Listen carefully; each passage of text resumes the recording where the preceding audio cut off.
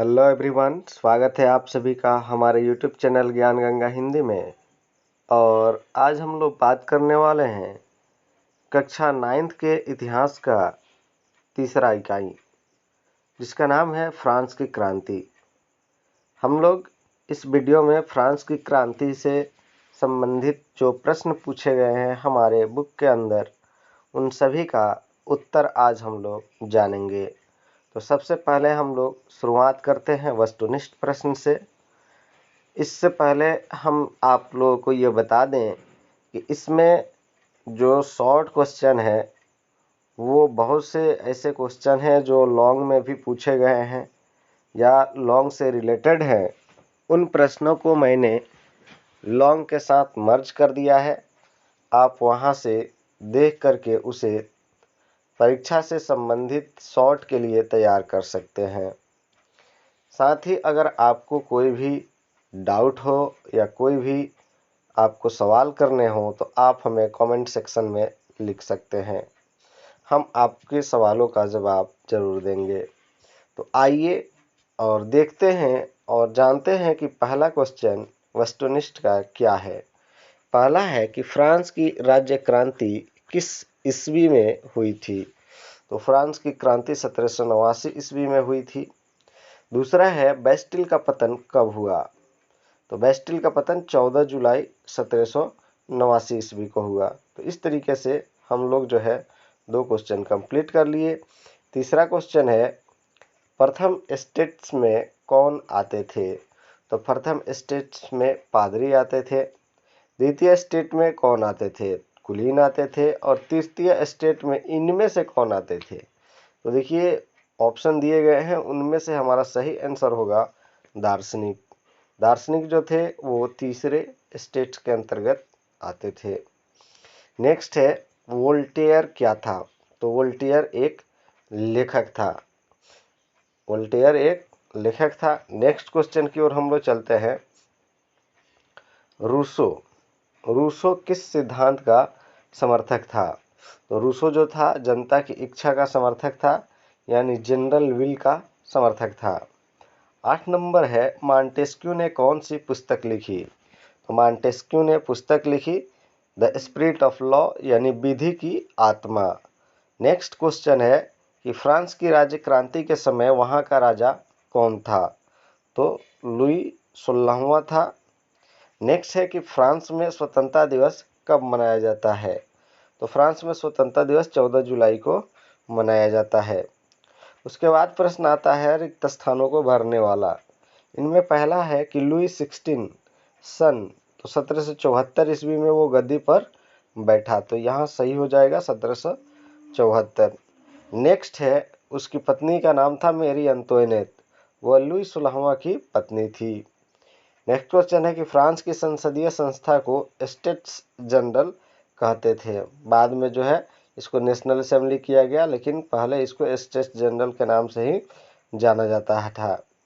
Next question है कि ठेका पर टैक्स वसूलने वाले पूंजीपतियों को टैक्स फार्मर कहा जाता था, और ये लोग जो थे बहुत ज़्यादा शोषण करते थे किसानों का।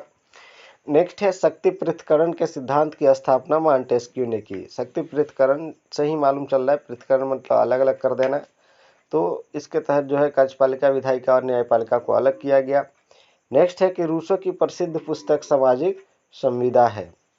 नेक्स्ट है कि 27 अगस्त 1789 को फ्रांस ने नेशनल असेंबली ने मानव एवं नागरिकों के अधिकारों की घोषणा की, जिसके पश्चात जो है मानव को बहुत सारे अधिकार दिए गए।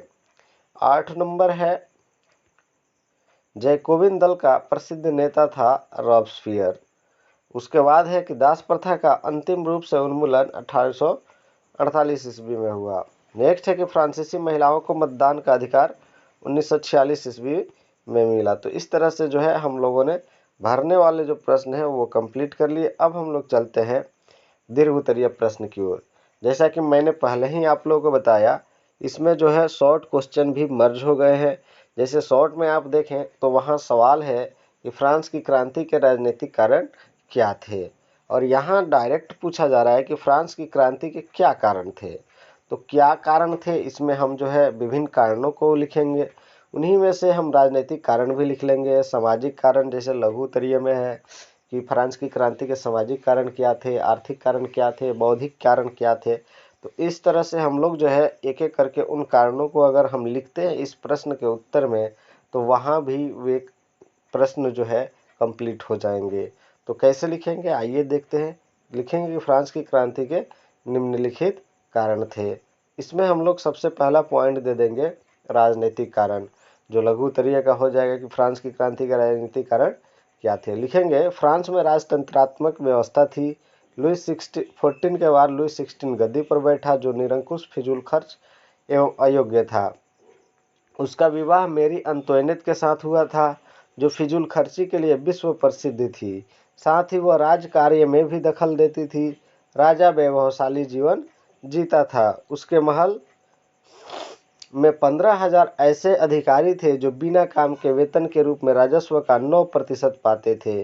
हर जगह राजमहल की प्रधानता रहती थी। फिजूल खर्ची की भरपाई के लिए राजा कर पे कर लगाया जा रहा था, जिससे क्रांति हुई। यानी जो राजा था वो निरंकुश था, यानी उस पर किसी तरह का लगाम नहीं था और बहुत ज़्यादा फिजूल खर्च था। उसकी पत्नी जो थी मेरी अंतोइनेट, वो भी बहुत ज़्यादा फिजूल खर्च थी। और चूंकि राजकार्य जो है राजा का काम होता है, लेकिन उसके बावजूद भी वो राजकार्य में, यानी उसकी पत्नी राजकार्य में दखल देती थी। जो उसके खास आदमी होते थे उनको ओहदा दिलाने के लिए वो ऐसा करती थी। इसके अलावा 15,000 व्यक्ति जो थे उसके महल में रहते थे, जिसको आपने पेरिस में जो था वर्साई का जो महल था उसमें 15,000 अधिकारी रहते थे जो बिना काम के वेतन पाते थे, जबकि फ्रांस की स्थिति बहुत खराब थी। तो ऐसी स्थिति में फ्रांस के लोगों ने क्रांति का रास्ता अपनाया। तो इस तरह से हम लोग जो है शॉर्ट का क्वेश्चन और लॉन्ग का भी कंप्लीट करते चल रहे हैं। दूसरा है कि फ्रांस की क्रांति के सामाजिक कारण क्या थे। ये शॉर्ट का क्वेश्चन है और इसमें हम पॉइंट बनाकर लिखेंगे लॉन्ग के लिए सामाजिक कारण। तो फ्रांस का समाज 3 वर्गों में बटा था। प्रथम और द्वितीय स्टेट्स के लोग कम थे, परंतु वे कई विशेषाधिकारों से विभूषित थे। देखा जाए तो प्रथम और दूसरे वर्ग के जो लोग थे, जिसमें पादरी थे या कुलीन थे, तो उनकी अगर स्थिति देखी जाए तो लगभग वे मात्र 10 से 11% थे। लेकिन उनके पास जो थी ज़मीन 40% थी, 40% ज़मीन थी। उसके अलावा वहीं उनको बहुत सारे विशेषाधिकार भी प्राप्त थे, यानी किसी तरह का कर नहीं देना होता था। लेकिन तीसरे वर्ग में जो थे 90% लोग थे हैं जिनको कोई अधिकार नहीं था। उन्हें अपने स्वामी की सेवा करना, यानी उनके स्वामी हो गए कौन, वहीं कुलीन हो गए या पादरी हो गए, तो उनकी सेवा करना, स्वामी की खेत एवं घर में काम करना, सैन्य सेवा देना, सड़क बनाना पड़ता था। वहीं दूसरी ओर इन्हीं से सभी प्रकार के कर वसूले जाते थे। या यूँ कहें कि क्रांति से पूर्व फ्रांस में पादरी पूजा करते थे, कुलीन लड़ते थे और जनसाधारण उनका खर्च उठाते थे। ऐसे में जनता ने क्रांति का मार्ग अपनाया, यानी प्रांत यहाँ देखा जाए तो तीसरे वर्ग के लोगों का भरपूर शोषण हो रहा है, इसलिए उन्होंने क्रांति का रास्ता अपनाया। शॉर्ट का क्वेश्चन है क्रांति के आर्थिक कारणों पर प्रकाश डालें। और इसी तरह लॉन्ग में हम एक पॉइंट बनाएंगे आर्थिक कारण और लिख लेंगे आर्थिक कारण, तो वह ही कंप्लीट हो जाएगा। है कि लगातार युद्ध और फ्रांस फिजूल खर्ची से फ्रांस में आर्थिक स्थिति खराब हो गई थी। हर साल आमदनी से अधिक खर्च होता था, इसलिए ज़्यादा से ज़्यादा कर वसूला जाता था। करों के बोझ से जनता दिन प्रतिदिन दबते जा रही थी। व्यापारिक प्रतिबंध और टैक्स की वजह से व्यापार का विकास रुक गया था। तो लगातार जो युद्ध हो रहे थे उससे फ्रांस पर बहुत ही ज़्यादा आर्थिक जो है असर हो रहा था। आमदनी जो थी वो कम हो रही थी और खर्चे ज़्यादा हो रहे थे। जैसा कि अभी आपने देखा कि 15,000 ऐसे अधिकारी थे जो कोई काम नहीं करते थे और पूरे राजस्व का 9% उन्हीं पे खर्चा होता था। तो अनुमान लगा सकते हैं कि कितनी ज़्यादा ये फिजूल खर्ची है। उसी तरह से जो व्यापार था उस पर कई तरह के प्रतिबंध थे, टैक्स लगाए गए थे, जिसकी वजह से कोई भी व्यक्ति व्यापार भी करना नहीं चाहता था। औद्योगिकरण आ रही थी, मशीन से रोजगार जो है वो बढ़ा रहा था, बेरोजगारी जो है बढ़ा रहा था। बहुत से लोग जो थे वो उनकी नौकरियां छीन रही थी।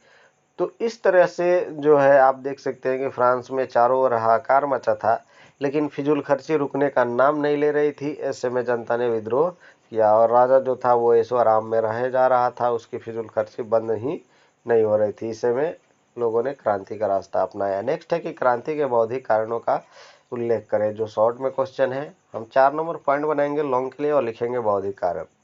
फ्रांस की क्रांति के लिए बौद्धिक कारण ही बहुत महत्वपूर्ण था। शिक्षित लोगों ने तत्कालीन सामाजिक, राजनीतिक, आर्थिक एवं धार्मिक बुराइयों को उजागर किया, जिससे जनमानस में आक्रोश पैदा हुआ।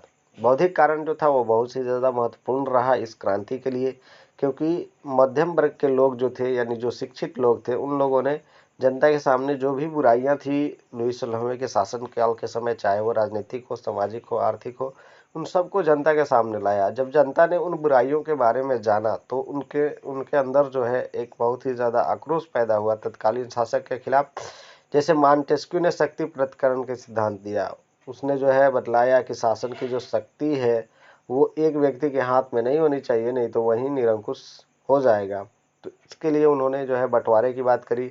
वोल्टेयर ने चर्च और समाज और राजतंत्र के दोषों का पर्दाफाश किया। वोल्टेयर ने बताया कि जो चर्च है या समाज है या राजतंत्र है उनमें क्या क्या बुराइयां हैं। उसी तरह रूसो ने राज्य को व्यक्ति द्वारा निर्मित संस्था और सामान्य इच्छा को संप्रभु बतलाया।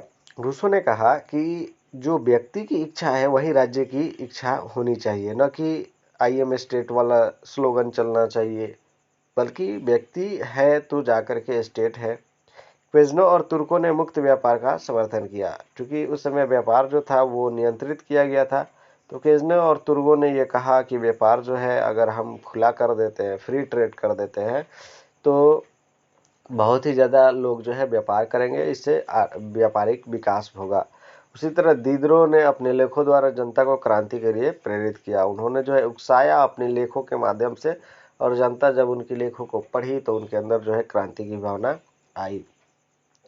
नेक्स्ट पॉइंट बनाएंगे व्यक्तिगत एवं धार्मिक कारण। अगर इसी को सवाल कर देता है बोर्ड में कि फ्रांस की क्रांति के व्यक्तिगत एवं धार्मिक कारण क्या थे, तो इनको लिख सकते हैं। लिखेंगे फ्रांस में सभी तरह की स्वतंत्रताओं का अभाव था। भाषण, लेखन, विचार के अभिव्यक्ति पर पाबंदी थी। प्रोटेस्टेंट धर्म मानने वालों को कठोर सजा दी जाती थी। इतना ही नहीं, लेटर द कैचेट के द्वारा राजा या उसका कोई भी आदमी किसी भी व्यक्ति को गिरफ्तार कर सकता था। कानूनों में एकरूपता का भी अभाव था। किसी को यह जानकारी नहीं होती थी कि उसके मुकदमे का फैसला किस कानून के तहत होगा। अतः जनता ने विद्रोह का रास्ता अपनाया। यानी देख सकते हैं पूरी तरीके से अशांति फैली हुई थी फ्रांस में, जिसकी वजह से लोगों ने क्रांति करी। इसके बाद जो है एक और क्वेश्चन आता है दूसरा, कि फ्रांस की क्रांति के परिणामों का उल्लेख करें, यानी क्रांति जो हुई उसका क्या असर हुआ। और सेम क्वेश्चन है, मिलता जुलता ही, फ्रांस की क्रांति के देनों का उल्लेख करें, यानी फ्रांस की क्रांति की क्या उपलब्धियां रही हैं। ये भी अगर सवाल आते हैं तो हम इन्हीं प्रश्नों को लिखेंगे और इस तरह से कंप्लीट हो जाएगा। तो लिखेंगे फ्रांस की क्रांति के निम्नलिखित परिणाम हुए। पहला है कि फ्रांस की क्रांति के पश्चात वहाँ की पुरातन व्यवस्था क्या थी, राजतंत्र वाली व्यवस्था थी, उसको समाप्त कर दिया गया और आधुनिक युग को जन्म दिया, जिसमें स्वतंत्रता, समानता और बंधुत्व को प्रोत्साहन मिला। यानी सभी लोगों को जो है ये चीज़ें प्राप्त हुई। नेक्स्ट है कि इस क्रांति ने फ्रांस में धर्मनिरपेक्ष राज्य की स्थापना की। जैसा कि आप लोगों ने देखा था कि जो लोग प्रोटेस्टेंट मानते थे उनको कठोर सजा दी जाती थी, तो इसके बाद जो है फ्री कर दिया गया, आप किसी भी धर्म को मान सकते थे। नेक्स्ट है कि फ्रांस की क्रांति ने राजा के दैवी अधिकार के सिद्धांत को समाप्त कर जनता की जनतंत्र की स्थापना की। तो जो राजा जो था निरंकुश में विश्वास रखता था उसको खत्म कर दिया गया और उसके स्थान पर गणतंत्र या जनतंत्र की स्थापना की गई।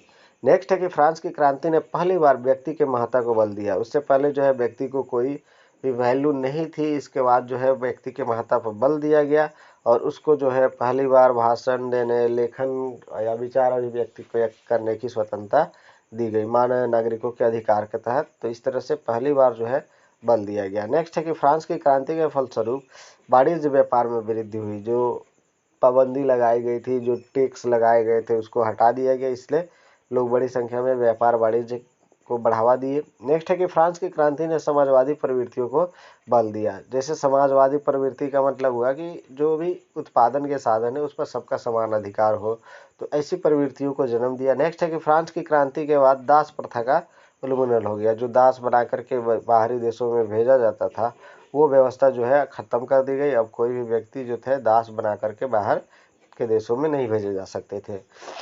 नेक्स्ट है कि फ्रांस की क्रांति के बाद सरकार पर शिक्षा का उत्तरदायित्व आ गया, जिससे प्रेस, विश्वविद्यालय, तथा कई शिक्षण एवं शोध संस्थान खोले गए। इससे पहले जो थे शिक्षा का जो भार था वो चर्च के ऊपर था, उत्तरदायित्व जो था चर्च के ऊपर था, उसको खत्म कर दिया गया।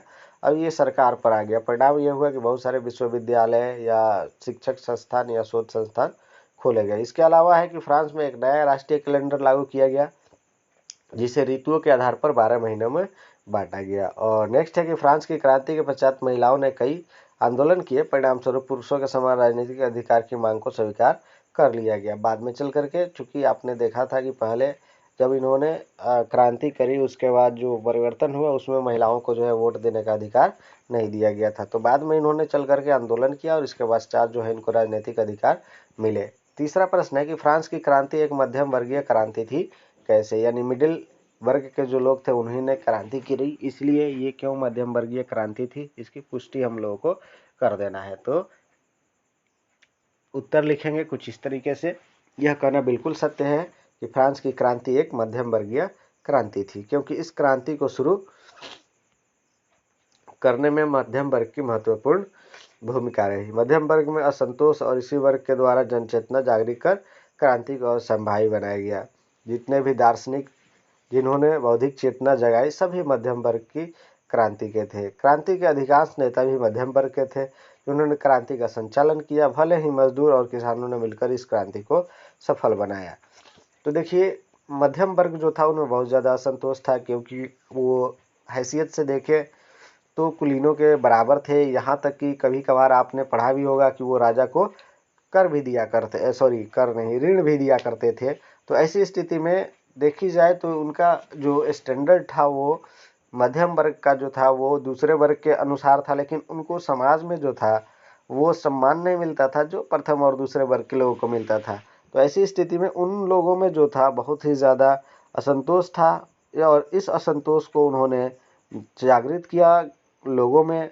और इसके अलावा जितने चाहे वो दार्शनिक रहे हों, चाहे रूसो हो या वोल्टेयर हो, डियूरो हो, क्वेजनो, ये सभी लोग जो थे मिडिल वर्ग के ही थे, और मिडिल वर्ग के लोगों ने ही क्रांति किया। बाद में चल कर के भले ही मजदूर और किसान इसमें शामिल हुए और उन्होंने क्रांति को सफल बनाया। यानी कुल मिला जुला करके देखा जाए तो क्रांति के लिए लोगों को तैयार किया मध्यम वर्ग ने, क्रांति में का नेतृत्व किया मध्यम वर्ग ने, और उसके बाद जो फायदा हुआ उन्हीं ने लिया। आगे देखते हैं, फिर समझते हैं। सत्ता परिवर्तन के बाद अपनाई गई आर्थिक नीतियों ने यह साबित कर दिया कि शासन पर मध्यम वर्ग का अधिकार हो गया। क्रांति का नारा स्वतंत्रता, समानता एवं बंधुत्व का प्रयोग पादरियों तथा सामंतों के विशेषाधिकारों को समाप्त करने और मध्यम वर्ग के लोगों के लिए विशेष सुविधाएं प्रदान करने के लिए था। यानी जो क्रांति सफल हो गई तो उसके बाद जो आर्थिक नीति अपनाई गई उससे ये मालूम चल गया कि जो भी शासन पर अधिकार होगा वो केवल मध्यम वर्ग का होगा। यानी जो तीसरे वर्ग के जो लोग थे, जो गड़ीसाज थे, मजदूर थे या नौकर थे, उन लोगों का इस शासन व्यवस्था पर कोई भी असर नहीं था। जो नारा दिया गया स्वतंत्रता, समानता और बंधुत्व, यानी आप फ्री हैं या समान हैं या भाईचारे के रूप में, तो वो जो व्यवस्थाएं की गई वो केवल पादरियों और कुलीनों से हटा करके जो है, अब एक तरीके से कहा जा सकता है कि शासन पर पहले जो पादरियों और कुलीनों का अधिकार था वो छीन करके जो है वो अब मध्यम वर्ग के पास आ गया। लेकिन तीसरे वर्ग के लोग जो थे अभी भी अब उपेक्षित ही थे। तो कुल मिला जुला करके कहा जाए कि सारा लाभ जो है मध्यम वर्ग को मिला, बाकी इसका फायदा जो है किसी अन्य वर्ग को नहीं हुआ। तो इस प्रकार यह साबित हो जाता है कि मध्यम वर्ग के कारण ही फ्रांस की क्रांति हुई, उन्होंने ही क्रांति का नेतृत्व किया और सर्वाधिक लाभ भी इसी वर्ग को प्राप्त हुआ। तो इस तरह से हम लोगों ने इस क्वेश्चन को भी कंप्लीट कर लिया। नेक्स्ट क्वेश्चन है कि फ्रांस की क्रांति में वहाँ के दार्शनिकों का क्या योगदान है। तो अभी हम लोगों ने पढ़ा कि वहाँ के जो पढ़े लिखे लोग थे उन्होंने ही सारा काम किया। तो आइए फिर देखते हैं और समझते हैं। फ्रांस की क्रांति में वहाँ के दार्शनिकों का अहम योगदान था। फ्रांस की क्रांति के लिए बौद्धिक कारण बहुत ही महत्वपूर्ण था। शिक्षित लोगों ने तत्कालीन सामाजिक, राजनीतिक, आर्थिक और धार्मिक बुराइयों को उजागर किया, जिससे जनमानस में आक्रोश पैदा हुआ। मॉन्टेस्क्यू ने शक्ति पृथक्करण का सिद्धांत दिया। वोल्ट ने चर्च, समाज और राजतंत्र के दोषों का पर्दाफाश किया। रूसो ने राज्य को व्यक्ति द्वारा निमित्त संस्था और सामान्य इच्छा को संप्रभु बतलाया। क्वेजनो और तुर्गो ने मुक्त व्यापार का समर्थन किया। दिदरो ने अपने लेखों द्वारा जनता को क्रांति के लिए प्रेरित किया। तो इस तरह से आप देख सकते हैं ये बौद्धिक कारण हो गया। नेक्स्ट क्वेश्चन आता है कि फ्रांस की क्रांति ने यूरोपीय देशों को किस तरह प्रभावित किया। यानी जो यूरोप के देश थे उनको किस तरीके से असर डाला फ्रांस की क्रांति ने। तो लिखेंगे फ्रांस की क्रांति ने केवल फ्रांस को ही नहीं बल्कि यूरोप के अन्य देशों को भी प्रभावित किया, जो निम्नलिखित है। सबसे पहले हम लोग देखते हैं इसका प्रभाव इटली पर क्या प्रभाव पड़ा। तो फ्रांस की क्रांति के बाद इटली विभिन्न भागों में नेपोलियन ने अपनी सेना एकत्रित कर लड़ाई की तैयारी की और इटली राज्य स्थापित किया। एक साथ मिलकर लड़ाई करने से उनमें राष्ट्रीयता की भावना आई, जो इटली पर जो है एकीकरण के लिए एक तरीके से कहा जाए कि मुख्य रूप से जिम्मेवार हुआ। नेक्स्ट है कि जर्मनी पर प्रभाव। जर्मनी भी जो उस समय 300 छोटे बड़े राज्यों में बटा था, नेपोलियन के प्रयास से उसे 38 राज्यों तक सीमित कर दिया गया। इससे क्रांति के जो समानता, स्वतंत्रता और बंधुत्व की भावना थी, जर्मनी के लोगों ने अपनाया और यही चल करके आगे जर्मनी के एकीकरण का एक तरीके से कहा जा सकता है कि कारण बना। नेक्स्ट है पोलैंड पर प्रभाव। तो फ्रांस की क्रांति के अग्रदूत नेपोलियन ने पोलैंड में स्वतंत्रता की लहर फूकी, लेकिन पोलैंड को शीघ्र आज़ादी नहीं मिली। बाद में चल करके पोलैंड भी स्वतंत्र हो गया। नेक्स्ट है इंग्लैंड पर प्रभाव। तो फ्रांस की क्रांति के बाद इंग्लैंड में भी सामंतवाद के खिलाफ आवाज उठनी शुरू हो गई। परिणाम हुआ कि कई सुधार अधिनियम पारित किए गए। औद्योगिक क्रांति के विकास में भी इस क्रांति का बहुत बड़ा योगदान रहा। तो इस तरह से देख सकते हैं कि किस तरीके से इंग्लैंड को भी प्रभावित किया फ्रांस की क्रांति ने। और नेक्स्ट क्वेश्चन है कि फ्रांस की क्रांति एक युगांतकारी घटना थी। इस कथन की पुष्टि करें, यानी एक युग का अंत और दूसरे युग की शुरुआत हुई इस क्रांति के बाद, यह स्पष्ट करना है। तो लिखेंगे यह कहना बिल्कुल सत्य है कि फ्रांस की क्रांति एक युगांतकारी घटना थी। इस क्रांति के पश्चात एक युग का अंत तथा दूसरे युग का आगमन हुआ। इस क्रांति ने फ्रांस में राजतंत्र को समाप्त कर सामाजिक व्यवस्था के नए विचारों यथा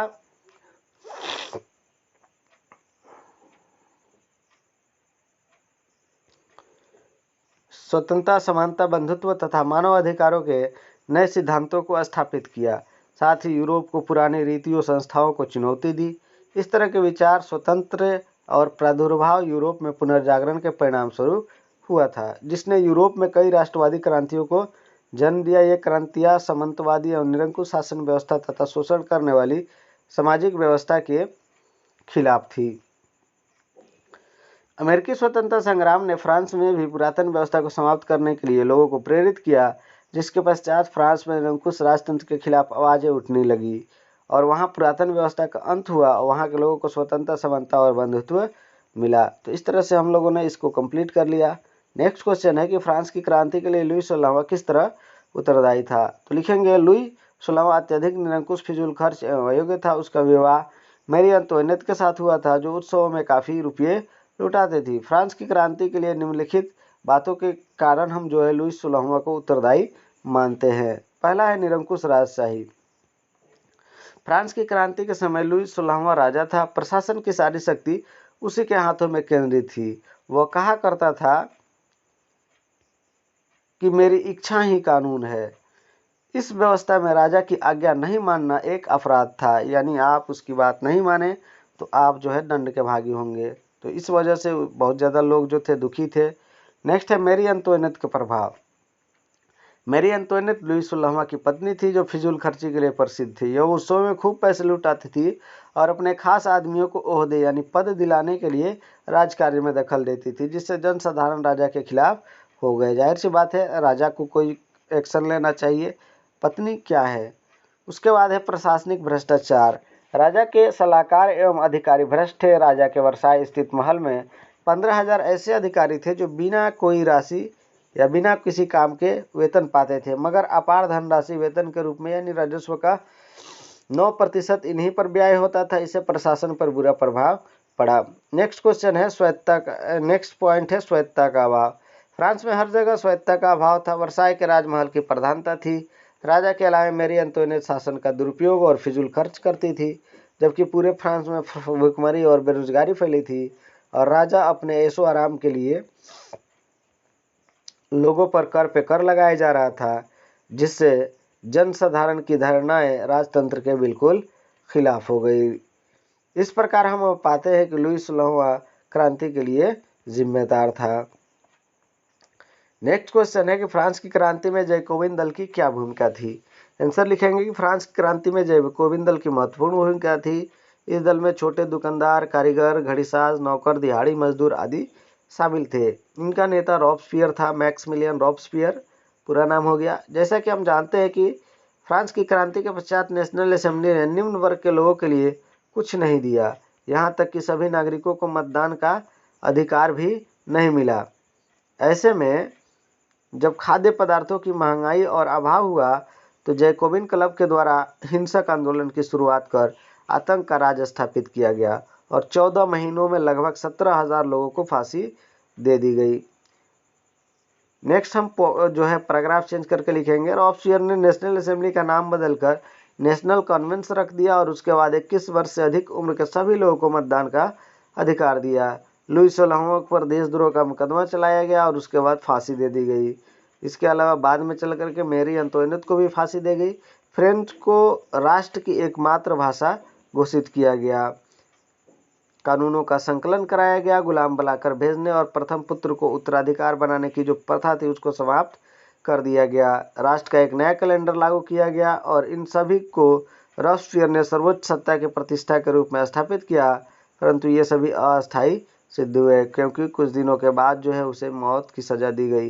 रॉबस्पियर के हिंसात्मक कार्रवाइयों के चलते विशेष अदालत ने उसे मृत्युदंड दिया। इसके बाद 1795 ईस्वी में फ्रांस का नया संविधान बना जिसने फ्रांस में गणतांत्रिक शासन की शुरुआत की। तो इस तरह से हमने इस क्वेश्चन को भी कंप्लीट कर लिया। अब है क्वेश्चन कि नेशनल असेंबली और नेशनल कॉन्वेंस ने फ्रांस में कौन कौन से सुधार पारित किए गए। तो इस तरह से लिखेंगे, फ्रांस के लिए नेशनल असेंबली और नेशनल कॉन्वेंस ने कई सुधार किए।